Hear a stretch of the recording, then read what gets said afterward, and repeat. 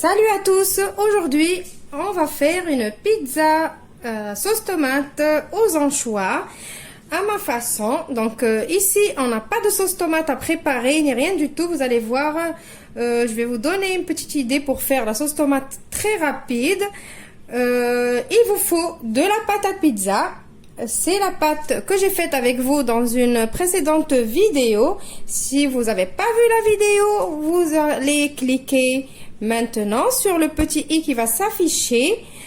Vous allez être dirigé vers la vidéo de la pâte à pizza.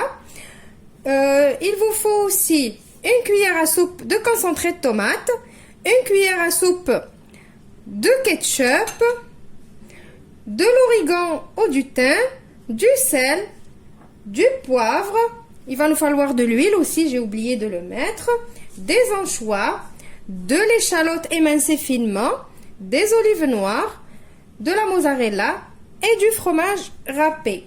On va commencer par faire notre petite sauce. Alors pour la sauce, je vais prendre mon concentré de tomate et mon ketchup. Je vais les mettre dans un bol. Je vais mettre mon échalote, sans les olives bien sûr. Là je suis en train de me battre avec les olives qui veulent venir. Voilà. Je vais mettre de l'origan ou du thym, ce que vous préférez.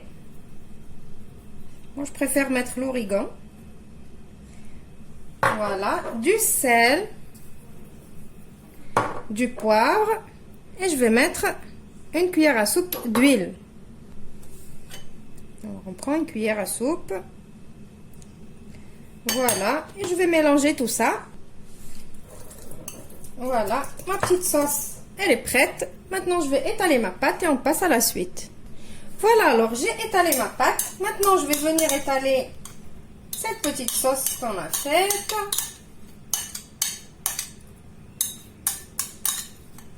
Voilà, je l'étale bien comme il faut et je laisse les petits bords blancs, bien sûr. Alors voilà, j'ai étalé toute ma sauce. Vous allez remarquer que moi je laisse pas trop de bords parce que franchement, qui c'est qui n'achète pas une pizza ou qui fait pas une pizza et que on voit que tout le monde laisse les bords, il mange tout et il laisse les bords et après on est obligé de les jeter. Donc pour moi, ça sert à rien le gaspillage. Donc il vaut mieux étaler plus de sauce, laisser des tout petits bords et c'est tout. Comme ça, on va tout manger. Donc je commence par mettre de la mozzarella. Comme ça, émiettez juste comme ça entre les mains. Pas besoin ni de la râper ni de la mixer. Voilà.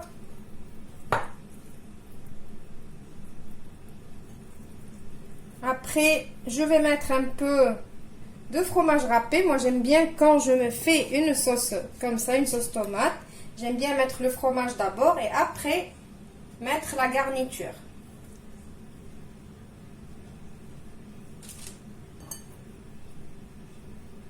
Comme ça, le fromage, il va pas brûler, il va pas donner le goût, il va rester bien crémeux. Et maintenant, je vais mettre les anchois. Alors, vous n'êtes pas obligé de mettre des anchois. Vous pouvez ne pas mettre d'anchois du tout, comme vous pouvez les remplacer avec ce que vous voulez.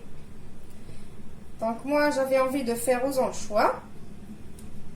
Voilà, je vais mettre mes anchois. Après, je vais remettre je vais mettre des olives noires.